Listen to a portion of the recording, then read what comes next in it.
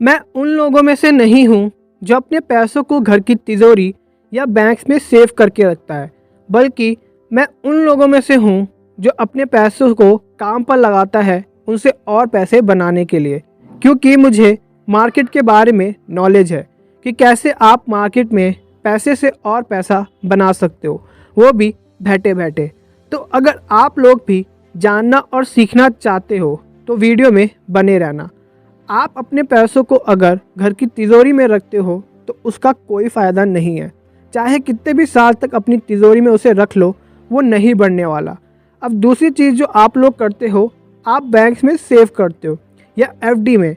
अगर आप बैंक में सेव करते हो और बैंक आपको 4% का रिटर्न देता है तो आपको 18 साल लग जाएंगे अपने पैसों को डबल करने के लिए। अगर आपने 1 लाख रुपए बैंक में सेव किए हैं तो आपको 18 साल लग जाएंगे उसे 2 लाख करने में, वो भी तब अगर आप बैंक से पैसों को नहीं निकालते हो, क्योंकि आपके पैसे यहाँ सिंपल इंटरेस्ट की रेट के साथ बढ़ते हैं। और अगर आप एफडी में सेव करते हो, आपने एफडी बनाई है तो आपको 60% का इंटरेस्ट रेट मिलता है। तो इस हिसाब से आपको 12 साल लग जाएंगे अपने पैसों को डबल करने में। और एफडी में भी आपके पैसे सिंपल इंटरेस्ट के साथ बढ़ते हैं। यहाँ इम्पॉर्टेंट ये नहीं है कि आपके पैसों को 18 साल या 12 साल लगे डबल होने में, बल्कि रियल प्रॉब्लम तो ये है कि आपके पैसे सिंपल इंटरेस्ट रेट के साथ बढ़ रहे हैं। क्योंकि जहाँ आपको 18 साल लगे अपने पैसों को डबल करने में, वहीं आपको फिर दोबारा 18 साल और लग जाएंगे अपने पैसों को डबल करने में। फिर उसको भी डबल करने के लिए आपको दोबारा 18 साल लग जाएंगे। और यही सेम केस होता है एफडी में भी, क्योंकि इसमें आपको प्रॉब्लम इंटरेस्ट रेट से ज़्यादा सिंपल इंटरेस्ट की है। वहीं अगर आप सिप में अपने पैसों को इन्वेस्ट करते हो तो आपको 8 साल लगेंगे अपने पैसों को डबल करने के लिए, मगर दोबारा उन पैसों को डबल करने के लिए आपको सिर्फ 3 साल लगेंगे। और फिर उसको भी डबल करने के लिए सिर्फ 1 साल से भी कम टाइम लगेगा डबल करने के लिए, क्योंकि आपके पैसे सिप में सिंपल इंटरेस्ट की रेट से नहीं बल्कि कंपाउंड इंटरेस्ट की रेट से बढ़ते हैं। और जहां आपको बैंक सेविंग अकाउंट में 4% का इंटरेस्ट मिलता है, एफडी में 7% का इंटरेस्ट मिलता है, वहीं आपको 15% से भी ज़्यादा का इंटरेस्ट मिलता है सिप में। और कभी आप लोग ने यह सोचा है कि बैंक वाले आपके पैसों का करते क्या होंगे?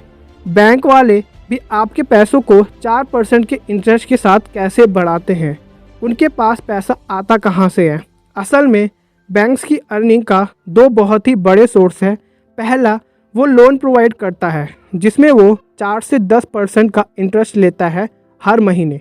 और दूसरा, बैंक्स खुद म्यूचुअल फंड में इन्वेस्ट करता है, यानी बैंक्स आपके पैसों को यूज़ करती है खुद सिप में इन्वेस्ट करने के लिए, जहां वो अपने पैसों को 15% के कंपाउंड इंटरेस्ट के साथ ग्रो करते हैं और आपको 4 या 7% का सिंपल इंटरेस्ट देती है। इससे आप समझ गए होंगे कि बैंक कैसे स्मार्ट वर्क से पैसे बनाती है और हम लोगों को बुद्धू बनाती है।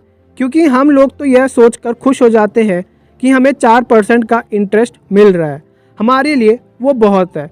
सिप में आप बहुत छोटे अमाउंट से भी शुरू कर सकते हो। अगर आप जॉब करते हो, मंथ के एंड में आपकी सैलरी आती है, तो आप मंथ के स्टार्टिंग में एक टाइम सेट कर सकते हो। जैसे आपकी सैलरी मंथ की पहली तारीख को आती है, तो आप सैलरी का 10 से 15% मंथ के तीसरी डेट, थर्ड डेट पर सेट कर सकते हो, जिससे ऑटोमेटिकली 3 तारीख को आपके अकाउंट से पैसे कट जाएंगे और सिप में चले जाएंगे, जिससे आप उन पैसों को खर्च करने की जगह इन्वेस्ट करोगे और आपको पता भी नहीं लगेगा कि आपकी सैलरी से कुछ % हिस्सा कहीं गया है। क्योंकि आपको अपना बजट 10 से 15% सैलरी निकालने के अकॉर्डिंग बनाना है। मानो कि आपकी सैलरी 50,000 है मंथली, जो कि मंथ की फर्स्ट डेट को आपके अकाउंट में आती है, और आपने अपने सिप में टाइम सेट किया है कि आपकी सैलरी से 10% हिस्सा यानी 5,000 रुपये कट कर सिप में इन्वेस्ट करने के लिए चले जाएंगे। और आपको अपना बजट 50,000 के अकॉर्डिंग नहीं बल्कि 45,000 के अकॉर्डिंगली बनाना है, जिससे आपको ज़्यादा फ़र्क भी नहीं लगेगा कि मेरी सैलरी से कुछ हिस्सा कटा है।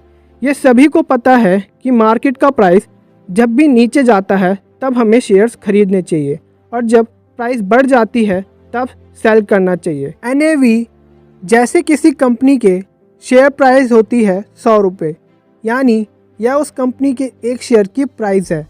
उसी तरह म्यूचुअल फंड में होता है NAV। अगर NAV प्राइस 100 रुपये है और आपने 5000 हर मंथ इन्वेस्ट किए हैं तो आपको SIP की 50 यूनिट मिलेंगी उस टाइम। और NAV भी घटता और बढ़ता रहता है। जब भी मार्केट नीचे चल रहा होता है NAV घटकर 100 की जगह 50 पर आया तो अब आपको 100 यूनिट मिलेंगी। इसीलिए मार्केट में आपको तभी बाय करना चाहिए जब मार्केट नीचे जा रहा है, क्योंकि तब आपको ज़्यादा से ज़्यादा यूनिट्स मिलेंगी और जब प्राइस बढ़ेगी तब आपको सेल करना चाहिए। और इसीलिए आपको SIP को कंटिन्यू रखना चाहिए, क्योंकि लॉन्ग टर्म में मार्केट नीचे बहुत बार नीचे जाएगा और बहुत बार ऊपर जाएगा।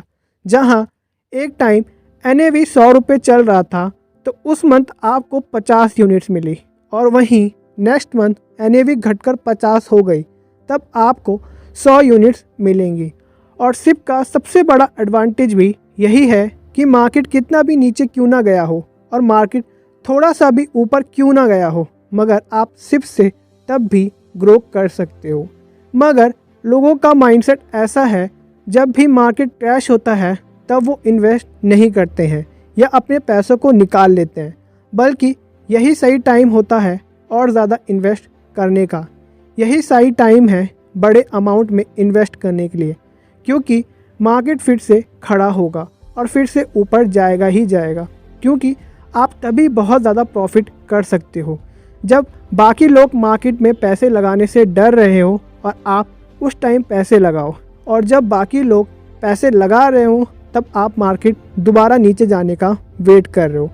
लोगों को माइंडसेट ही यही है कि जब मार्केट ऊपर जाता है वो तभी इन्वेस्ट करते हैं, तब नहीं जब मार्केट नीचे जा रहा हो, जबकि यही सही टाइम होता है इन्वेस्ट करने का। अब दूसरा और इम्पॉर्टेंट कॉन्सेप्ट आपको समझना है कंपाउंडिंग, क्योंकि SIP में कंपाउंडिंग का बहुत ही इम्पॉर्टेंट रोल है। जहां बैंक्स में सिंपल इंटरेस्ट के साथ पैसे बढ़ते हैं, वहीं SIP में आपके पैसे कंपाउंड इंटरेस्ट के साथ बढ़ते हैं।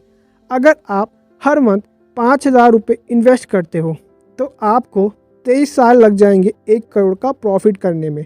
जहां आपने 23 साल में 13,80,000 रुपये इन्वेस्ट किए हर मंथ 5000 रुपये लगाकर, तो आपको 23 साल लग जाएंगे 1 करोड़ का प्रॉफिट करने में।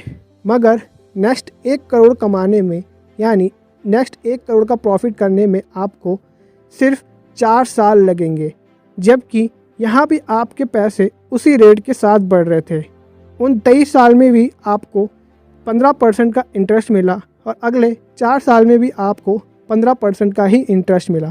मगर अब की बार आपको सिर्फ 4 साल लगे अगले 1 करोड़ बनाने में, और फिर उसके डबल करने में आपको 2.5 साल, और फिर उसके डबल करने में आपको 1 साल। तो इससे आप समझ गए होंगे कि कंपाउंडिंग असल में कितना सिंपल है मगर कितना इम्पोर्टेंट है उन लोगों के लिए जो असल में इन्वेस्ट करना चाहते हैं। इसका सबसे बड़ा एग्जाम्पल है खुद वॉरेन बफेट, जहां उनकी नेटवर्थ 300 मिलियन थी 50 साल की एज में, वहीं 90 साल की एज में उनकी नेटवर्थ $100 बिलियन की थी। उन्होंने अपनी लाइफ में इन्वेस्टमेंट 11 साल की उम्र से ही करना शुरू कर दिया था और उन्हें 40 साल लगे 300 मिलियन की नेटवर्थ करने में। मगर नेक्स्ट 40 ईयर्स में उनकी नेटवर्थ $100 बिलियन की हो गई, जो कि 22% के इंटरेस्ट रेट के साथ बढ़ी है। और वॉरेन बफेट खुद कंपाउंडिंग की ताकत को जानते थे, इसलिए उन्होंने अपनी लाइफ में इन्वेस्टमेंट बहुत ही कम एज में करना शुरू कर दिया था। और जो इस चीज़ को समझ जाता है वही पैसा बना पाता है। शुरू में हर कंपनी के शेयर की प्राइस भी बहुत कम होती है, जो कि सालों तक ज़्यादा नहीं बढ़ती, धीरे धीरे ग्रो होती है और फिर हर साल कंपाउंडिंग की रेट से उनका प्राइस बढ़ता है। लेकिन फिर भी लोग इसका फ़ायदा क्यों नहीं उठा पाते हैं? लोगों को पता है कि अगर आज वो इन्वेस्ट करेंगे तो आने वाले टाइम में वो करोड़ों बना सकते हैं, मगर इसके बावजूद भी लोग इन्वेस्ट क्यों नहीं करते? क्योंकि कोई भी लॉन्ग टर्म तक नहीं सोचना चाहता, इतने टाइम तक कोई वेट नहीं करना चाहता और ना ही हमारी सोसाइटी में ऐसा माहौल है कि हम कहीं से पता कर सके। और जिन लोगों को पता है वो हमें वो स्कीम बताते हैं जिसमें उनका फ़ायदा होता है, हमारा नहीं। और सबसे बड़ी प्रॉब्लम है हमारी सोसाइटी, जहां लोग लॉन्ग टर्म तक नहीं सोचते, जबकि हमें ये बात पता भी है कि जहां 20 साल लगे हमें 1 करोड़ बनाने में और उसका डबल करने में 4 साल और फिर उसका डबल करने में 2.5 साल और फिर उसका भी दुगना करने में सिर्फ 1 साल, मगर फिर भी कोई इन्वेस्ट नहीं करता क्योंकि सोसाइटी में ऐसा कल्चर ही नहीं है। भले ही वो अपने पैसों को तिजोरी में सेव कर लेंगे, बैंक्स में सेव करेंगे, एफडी में सेव कर लेंगे, रियल एस्टेट में पैसे लगा लेंगे, मगर इन्वेस्ट नहीं करेंगे। तो सिप उन लोगों के लिए एक बहुत ही अच्छा ऑप्शन है जो अपनी लाइफ में करोड़ों कमाना चाहते हैं और वो लोग जॉब करते हैं और जॉब में उनकी इतनी सैलरी नहीं है कि वो अपनी लाइफ में करोड़ों की सेविंग कर सके और अपनी लाइफ को अच्छे से एंजॉय कर सके, क्योंकि जॉब करने वालों की सैलरी इतनी ज़्यादा नहीं होती। मगर आप सिप करके, सिप में इन्वेस्टमेंट करके करोड़ों बना सकते हो। बस आपको लॉन्ग टर्म इन्वेस्टमेंट करनी है और कंपाउंडिंग की रेट से जो आपके पैसे बढ़ने लगे तो देखना आपके पैसे बहुत ही तेज़ी से ग्रो करेंगे। बस आपको शुरू के कुछ सालों तक वेट करना है और उसके बाद देखना कंपाउंडिंग की ताकत। सो यही थी आज की वीडियो जिसमें मैं आपको म्यूचुअल फंड और कंपाउंडिंग की ताकत को बताना चाहता था। आई होप सो आप लोगों को ये वीडियो अच्छी लगी होगी। अगर आपको ये वीडियो पसंद आई है तो वीडियो को लाइक कर देना और आप म्यूचुअल फंड, ट्रेडिंग और शेयर मार्केट से रिलेटेड वीडियोस चाहते हो तो चैनल को अभी सब्सक्राइब कर लेना। तो मिलते हैं ऐसी ही नेक्स्ट वीडियो में।